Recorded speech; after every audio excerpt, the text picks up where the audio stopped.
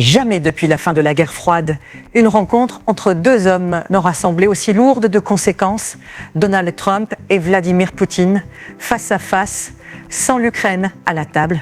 Ce qui pourrait ressembler à une avancée vers la paix pourrait aussi devenir un séisme diplomatique. Car derrière les sourires et les poignées de main, c'est l'avenir d'un pays et peut-être l'ordre mondial qui se joue. Nous sommes au mois d'août 2025. La guerre en Ukraine dure depuis plus de 3 ans. Les négociations de paix sont au point mort. Les bombardements se poursuivent. Et chaque jour, front depuis son retour à la Maison-Blanche, Donald Trump a promis de mettre fin au conflit en 100 jours. Mais les canaux traditionnels de discussion n'ont rien donné. Le 28 juin 2019, Trump et Poutine se rencontraient à Osaka en marge du G20. 6 ans plus tard, le président américain et le chef du Kremlin pourraient à nouveau se parler en personne pour tenter d'imposer un cessez-le-feu. Mais cette fois, l'Ukraine n'est pas invitée. L'ultimatum posé par Trump a aussi 10 jours pour trouver un accord sous peine de nouvelles sanctions écrasantes expire le 8 août 2025. La tension est à son comble. Donald Trump s'est déclaré prêt à rencontrer Vladimir Poutine très bientôt. Le Kremlin a confirmé un accord de principe pour organiser ce sommet. Plusieurs lieux sont évoqués. Les Émirats arabes unis semblent favoris, mais d'autres options circulent. En coulisses, les discussions se sont accélérées.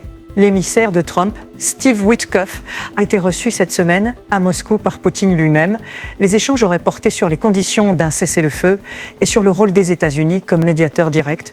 Mais ce sommet se préparait sans Volodymyr Zelensky, une exclusion assumée par Moscou, qui refuse toute rencontre tripartite. Côté américain, Trump avait initialement insisté pour inclure Kiev avant de se raviser. Pendant ce temps, sur le terrain, la guerre continue. Les forces russes grignotent du terrain dans les régions de Donetsk et Zaporizhia. Les frappes sur les infrastructures ukrainiennes se multiplient. Les civils vivent sous les sirènes et les coupures d'électricité. En Ukraine, l'annonce est accueillie avec colère et inquiétude. Zelensky, après un échange téléphonique avec Trump, a réaffirmé que toute discussion de paix sans l'Ukraine serait inacceptable et vaine. Plusieurs commandants militaires estiment que ce sommet pourrait sceller une trahison. En Europe, les réactions sont vives. Les dirigeants de Paris, Berlin et Londres rappellent qu'aucun accord ne sera reconnu s'il ne respecte pas la souveraineté ukrainienne. Le Premier ministre polonais, Donald Tusk, a jugé qu'un gel du conflit est possible, mais uniquement si Kiev y consent. Du côté russe, c'est l'optimisme. Les médias pro-Kremlin présentent la rencontre comme une victoire diplomatique, une preuve que Moscou peut parler d'égal à égal avec Washington. En Chine, Xi Jinping a été informé par Poutine des derniers développements et qu'un premier client du pétrole russe observe avec attention, craignant les sanctions américaines qui pourraient frapper ses importations. Un sommet Trump-Poutine sans l'Ukraine poserait une question centrale qui décide de l'avenir d'un pays en guerre.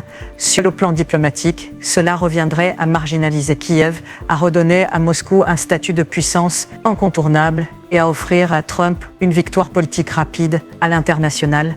Sur le plan stratégique, les scénarios possibles vont du gel du conflit qui entérinerait le contrôle russe sur 4 régions ukrainiennes et sur la Crimée à un accord de cessez-le-feu temporaire permettant aux 2 camps de se réarmer. Sur le plan économique, les sanctions annoncées par Trump contre les pays achetant du pétrole russe pourraient bouleverser les marchés mondiaux. L'Inde et la Chine seraient directement visées, ce qui pourrait tendre encore davantage les relations avec Washington. Enfin, sur le plan militaire, la Russie gagnerait un temps précieux si un gel des combats intervenait, alors que ses forces sont toujours engagées sur plusieurs fronts. Dans les prochains jours, Donald Trump et Vladimir Poutine pourraient s'asseoir face à face, quelque part dans le monde, pour discuter d'un accord de paix sans la présence de l'Ukraine.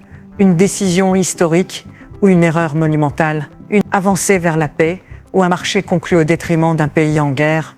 Alors que l'ultimatum de Trump expire et que les frappes continuent en Ukraine, le monde entier retient son souffle. C'était Monde Plus, l'actualité mondiale, sans filtre. Abonne-toi pour plus de vidéos d'actualité.